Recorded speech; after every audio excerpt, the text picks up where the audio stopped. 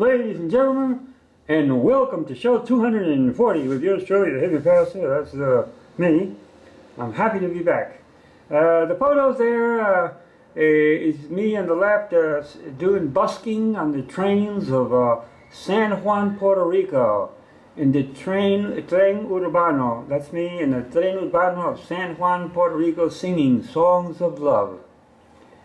The middle photo is me in São Paulo, Brazil, flirting with a typical Brazilian spiritualist woman. Very beautiful, very nice. Very nice how the Brazilian people, very happy, very sexy.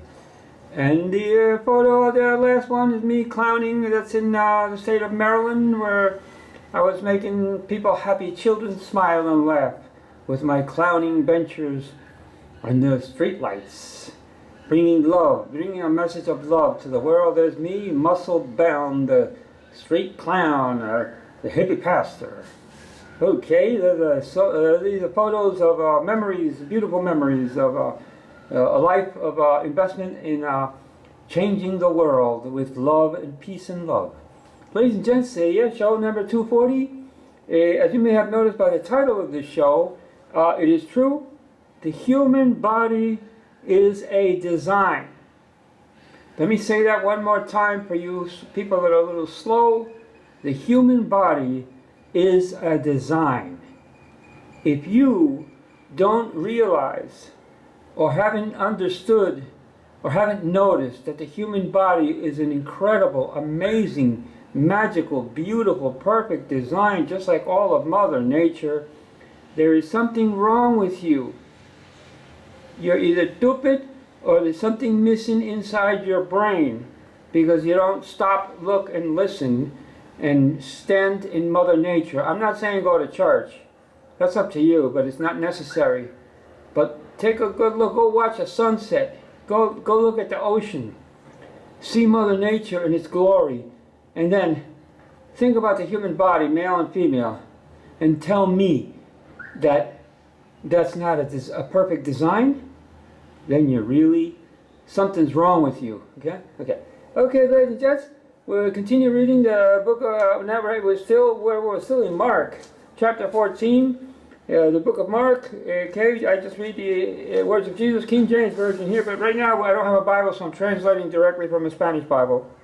Okay, Mark chapter 14, verse 27 is what we're about to read.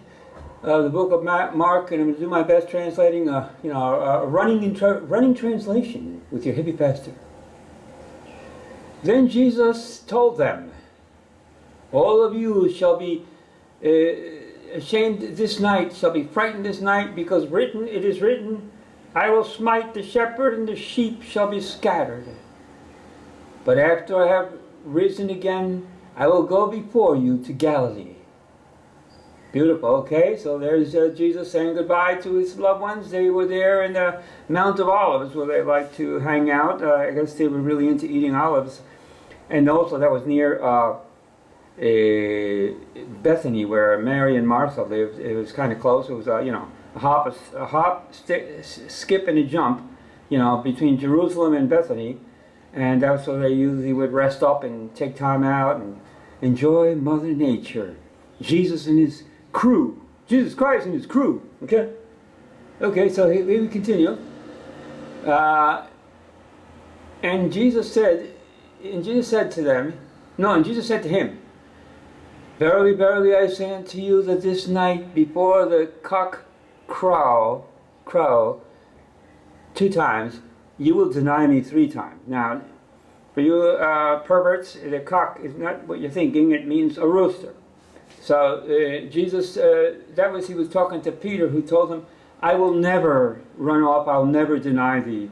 Okay, and Jesus prophesied to him, you shall deny me before the rooster sings, Okay, 2 times the rooster will sing, and you will have already denied me 3 times.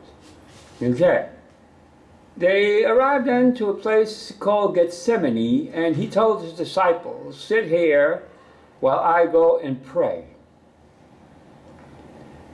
And he told them, my soul is very sad to death. Stay here and watch. And as he was praying, he was saying, "Oh Father, Abba Father, all things are possible for you. Take away this cup from me, but not what I will, but you will." Okay, so he was having a moment there of weakness, you might say, or just, he was very perturbed, disturbed and perturbed because he knew what was coming.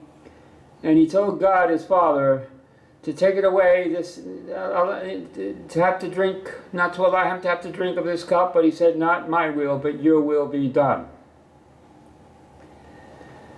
Then he came back and he found them sleeping, because he had gone alone to pray, and he told Peter, "Simon, what, are you sleeping?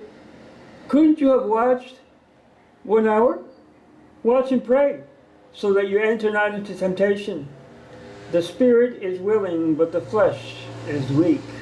I'm not talking about any kind of little sin, sexual temptations and bullshit that they brainwash with. No, he's talking about, I don't know, just doubts, doubting, or whatever, whatnot. It didn't mean anything to do with sin. It just meant, hey, be watchful, be vigilant, pray without ceasing, okay? Communicate with God. Give praise unto God. Thank God in your problems. I mean, that's, somebody once told me that the victory is in praise, in thanksgiving. So if you're going through troubles, worries, problems, etc., take a time to thank God for all the beauties that He has given you. Don't think about all the time about things that you don't have. How about thinking about what you do have? All right? There's people that got a lot less than you. But the victory, the answer, the solution is to thank God. In all things give thanks unto the Lord, for this is the will of God concerning you. So gratefulness and thanksgiving is the victory. There's a song that a guy I met once sang, "Praise, praise, praise is the victory. Praise, praise, praise His name. In the morning when I rise, I will open up my eyes and let out a shout to Jesus. In the morning when I rise, I open up my eyes and I let out a shout to Jesus." Oh, say go. Praise, praise, praise is the victory. Yes. Praise, praise, praise His name. Go. Praise, praise, praise is the victory. One more time. Praise, praise, praise His name. In the morning when I rise and I open up my eyes, I give out a shout to Jesus. Okay, that's so beautiful. Okay, so that's the answer to all our problems is to be thankful, okay? And never to forget to stop praying. Okay, so there we go. Let us continue. We got a little more time here. Okay. Anyway, it was he came back. So then Jesus went back to pray some more, and he came back again. This was the third time because he had done it already twice, and he told them, "Sleep on now and take your rest. Behold, the hour is come, and the Son of Man is betrayed to the hands of sinners. Rise up, let us go. He that is going to betray me is close by."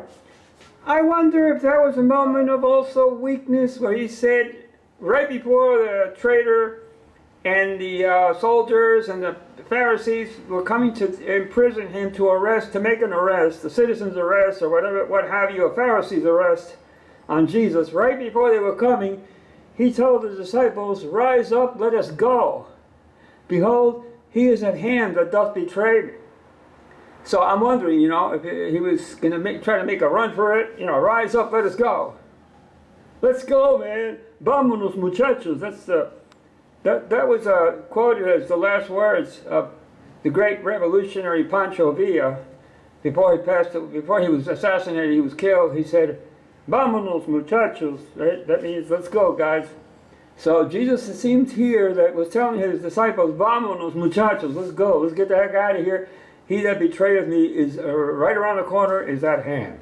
But it was too late. They weren't able to make it nowhere, right?